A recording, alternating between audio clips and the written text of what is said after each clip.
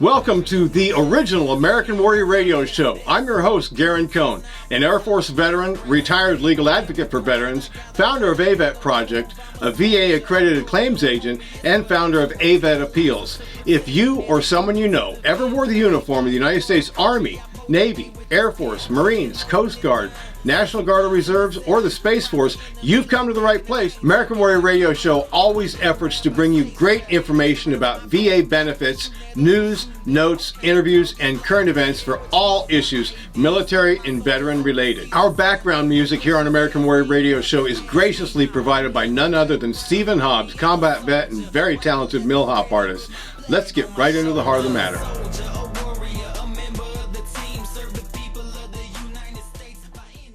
Hello, everybody. Hey, we have got a special guest on this episode of American Warrior Radio Show, and it's somebody that I was privileged to see speak in person last year sometime at our church. Did a wonderful job and really inspired me to get to know him more. And he's got a lot to share, and I'm just going to jump right into it. This is a remarkably accomplished man, retired general. General Gregg, how are you today? I'm doing great, Garren. Thanks so much for having me on. Oh, it is our pleasure. Thanks for joining us, because our viewers, our listeners, have a thirst for information on how to cope, whether it's a person that was directly impacted by combat, or maybe a family member that's dealing with a person that was impacted by combat, and all of the mental health rigmarole that comes with the service of our military members. So would you take a moment and just give like a brief, I know you're an academy graduate, but can you give a little brief synopsis of your bio?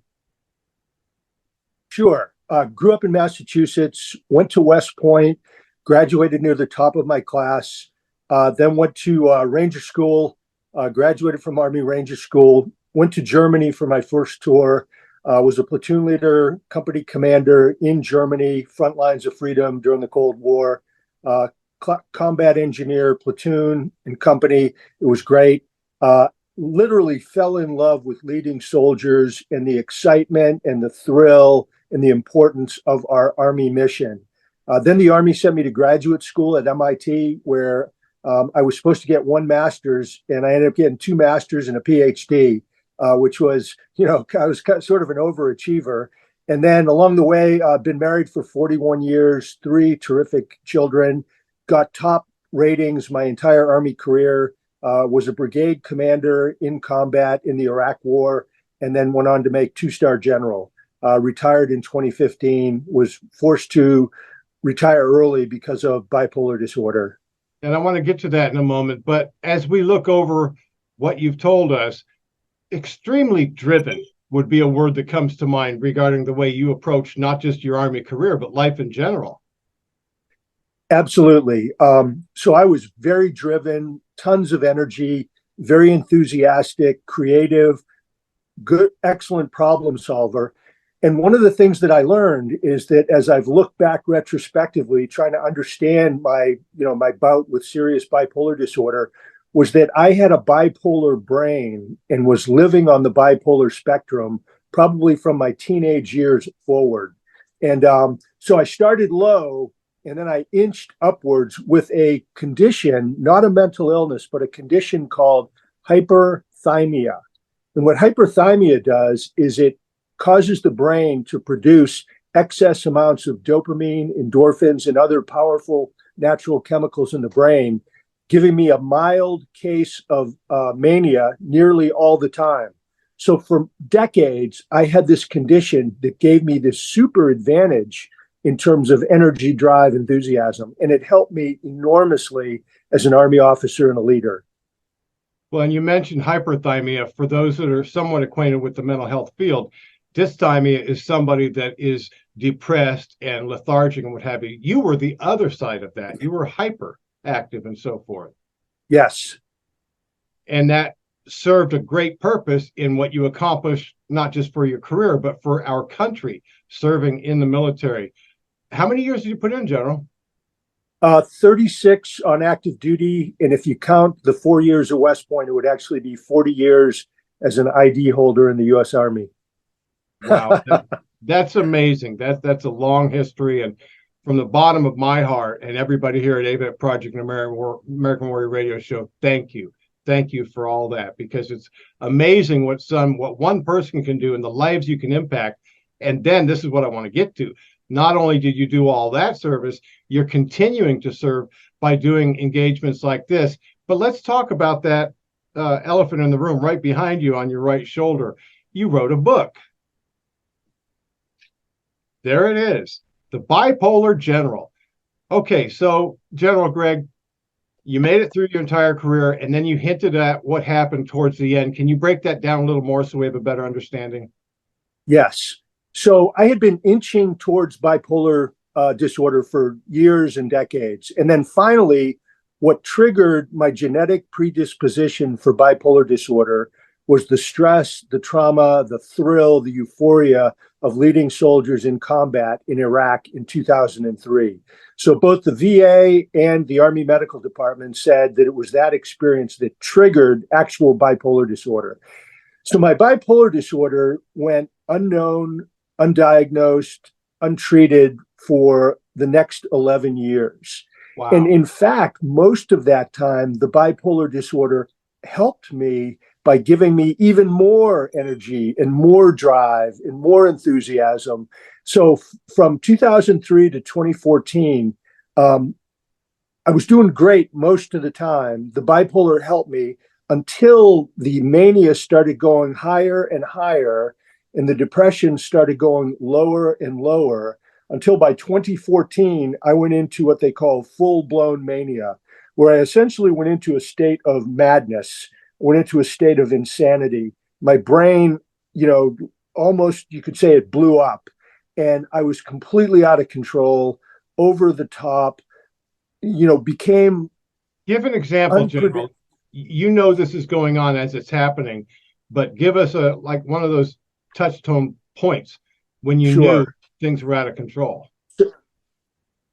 So now I didn't know I was out of control because I felt great. I felt like Superman. I didn't think there was anything wrong with me at all. That wasn't for several more months that when I went into really bad depression that I realized, because I was dysfunctional, I could hardly function as a person.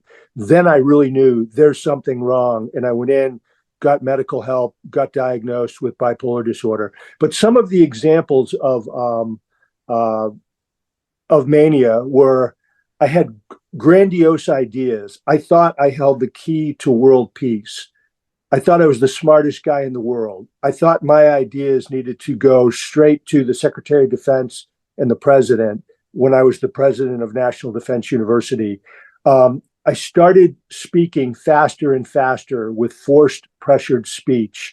I would talk for hours and hours without stopping. I would hold meetings that would go for hours. I would lose track of time and miss entire events or be late for entire events. I would go into lecture halls and conference rooms and just take over, interrupt the professor, interrupt the speaker, and start giving, my own talk about my great ideas. I also had psychosis. So I thought I didn't think I saw the Holy Spirit descend multiple times. I saw demons and devils flying and attacking our home. And so I put Bibles and crosses and stuff like that on all the windows and doors to repel these evil forces. I went nearly 3 months with virtually no sleep at all, wow, which then made my mania even worse. I would go out at night and roam around the university and talk to the security guards. And then I'd get on my bike at 2 a.m. and I would ride all over Washington, D.C. And I would go up to the top of Capitol Hill and I would bomb down the hill as fast as I could go. And then I felt and saw myself lifting up off the ground and flying over Washington, flying over the monuments. It was extreme. Yeah, it was extreme. And so my mania got worse and worse. I started becoming more and more impulsive, making very fast decisions without talking to anybody that really rubbed people the wrong way. And then I would dip into, when I went into depression, I was hopeless. I couldn't hardly get my clothes on. I couldn't get out of bed, couldn't function, couldn't go to work. And then psychosis, I had these terrifying psychosis. I would have PTSD flashbacks to Iraq, people who were what I thought were my enemies and opponents at the university. This was National Defense University, which is the highest military school in the country. Yes, I would see their faces morph into like snakes and rats and things like that. I would see that. And then, I would feel, see, and hear and smell explosions, artillery rounds going off, dead bodies, fires. And it was just crazy. And so those are a few examples. The doctors nowadays, they've gotten and put a fine point on a lot of the signs and symptoms of some mental health issues, PTSD being one of them, and you brought that up. Was it any concern of you or your healthcare providers that one diagnosis, PTSD, was overriding the bipolar? Because we're talking 9-10 years ago that this all came together like this and just piled on you. Give us a little background on when the change began to occur. Well, the intense full-blown mania really started in the spring and went into the summer of 2014. And the other thing, I was extremely upbeat, jovial, giddy, joking around all the time, talking incessantly. But when I went into depression, it was the opposite. I didn't want to be around people. I was withdrawn. I couldn't make a decision. So they are very polar opposites. As far as the diagnosis goes, it's really interesting. After I got back from Iraq in 2003, and over the next several years, I actually went to the doctor 3 times for depression and said, hey, I am really depressed. I've never had this before. I'm always upbeat, but I'm depressed. And the doctors all 3 times gave me a clean bill of health, said, no, there's nothing wrong. You're fine. And they were wrong because they were the depressive side of the bipolar cycle. In 2014, when I went into full-blown mania, I was ordered to get a psychiatric evaluation by the chairman of the Joint Chiefs of Staff, who was my boss. And I went in 3 times, July 2014, to Walter Reed. Your boss was the chairman of Joint Chiefs, and he's the one that told you need to go get some health care. Right. He ordered me to get a mental health exam. So I went in 3 separate times. And each time the doctors at Walter Reed said, you're fine, you're fit for duty, there's nothing wrong with you. And they were totally wrong. They misdiagnosed, missed it completely. And the reason that they missed it were 2 things. Number one, I continued to perform at a very high level, and my high performance masked the bipolar disorder. And mostly the mania gave me a boost in performance. It took whatever natural talents I had, it boosted them. So that was one thing. The second thing is the doctors didn't talk to my chain of command, and my chain of command didn't talk to the doctors. So the doctors were operating in a vacuum. So when I went in to see them, I had a perfectly coherent conversation, and they said, oh, this guy's fine. He's a general. He's doing great, top ratings, and they misdiagnosed me. But when I crashed into depression, then it was unmistakable that there was something wrong. And based on our conversation and them being able to connect some dots, then they said, oh, bipolar disorder type 1 with psychosis. All right. So then what was the plan? Medicate you and look to push you out the door? Give us a little brief on that. So July 2014, General Dempsey summoned me to his office, and he was the chairman. And I went, and I was so high with mania, I didn't know whether I was going to get promoted or fired.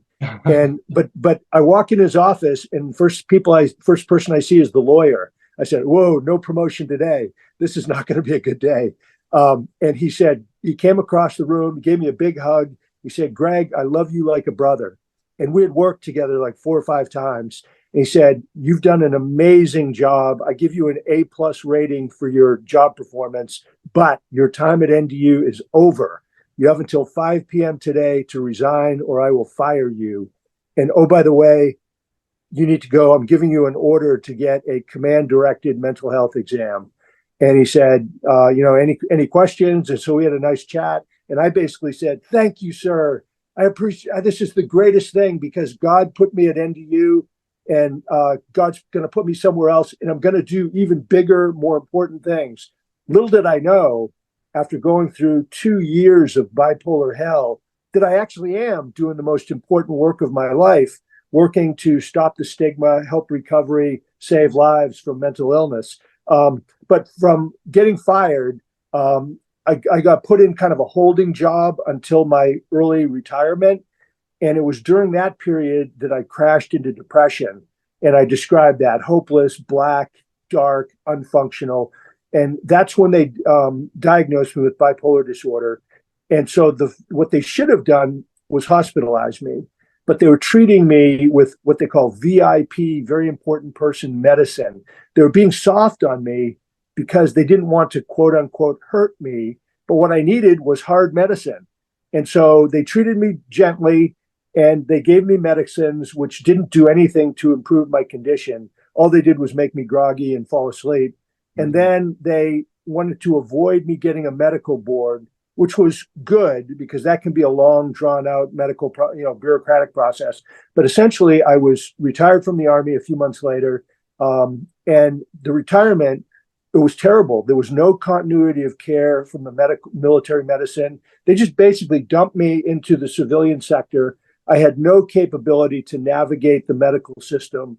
My wife, bless her, was trying to move us. And so I went through terrible, terrible depression and psychosis. It got worse and worse and worse for 2 full years. And finally, I was hospitalized at the VA, and they began to give me the treatment that I needed, but it still wasn't good enough until my wife called my doctor and said, you need to give him stronger medicine. And they put me on lithium.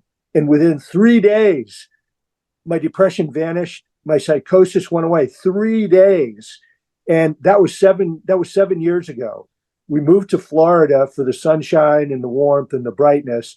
And I've been on a journey of recovery for the past 7 years. I mean, I had to rebuild my marriage, rebuild my life, find a new purpose in my life, make new friends, find new things to do.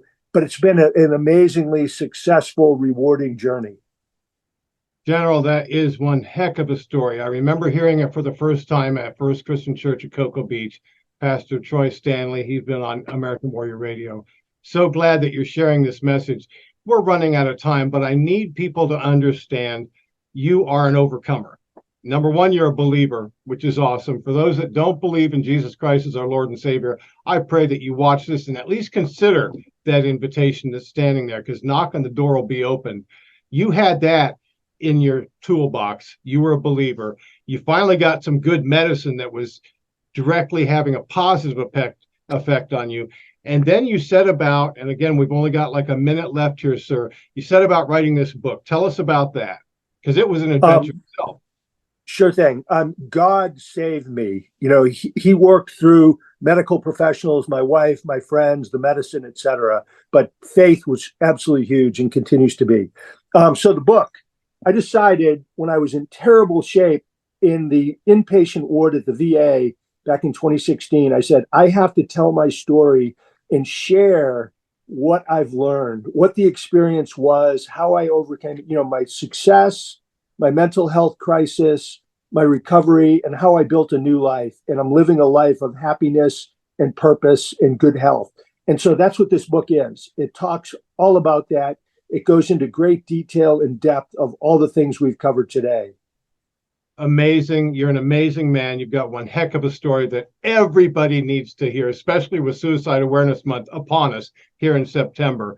And the bipolar General Gregg, has a book. You'll see our producer, John's going to put a link as to where you can go and purchase this book. But I encourage everybody to share this episode, even if you don't think somebody may suffer from bipolar. There's a whole lot more to this story.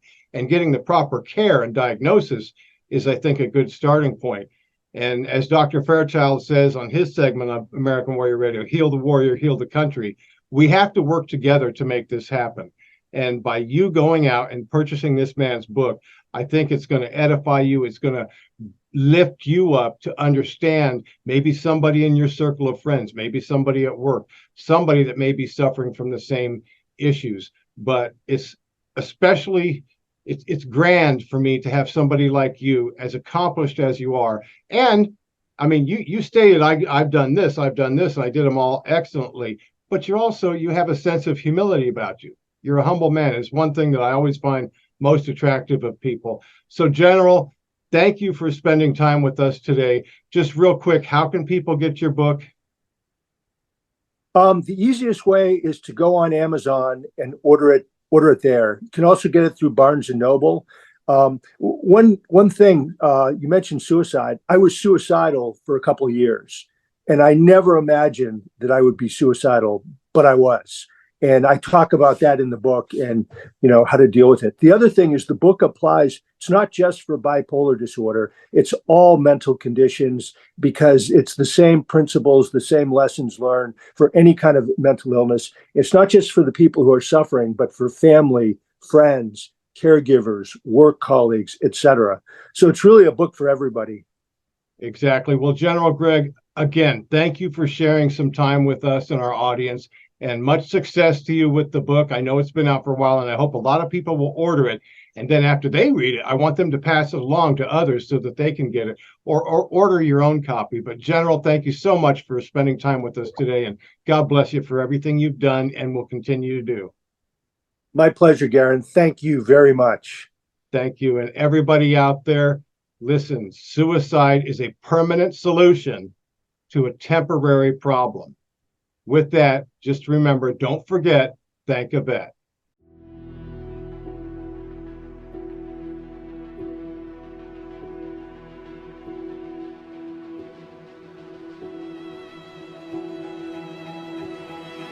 Hi everyone, it's Garren Cohn with American Warrior Radio. I'm here with my good friend Christian. We're here to deliver a very important message about a crisis in our land. Suicide prevention, more specifically, veteran suicide prevention. 22 a day are taking their own lives. This must stop. This can't continue.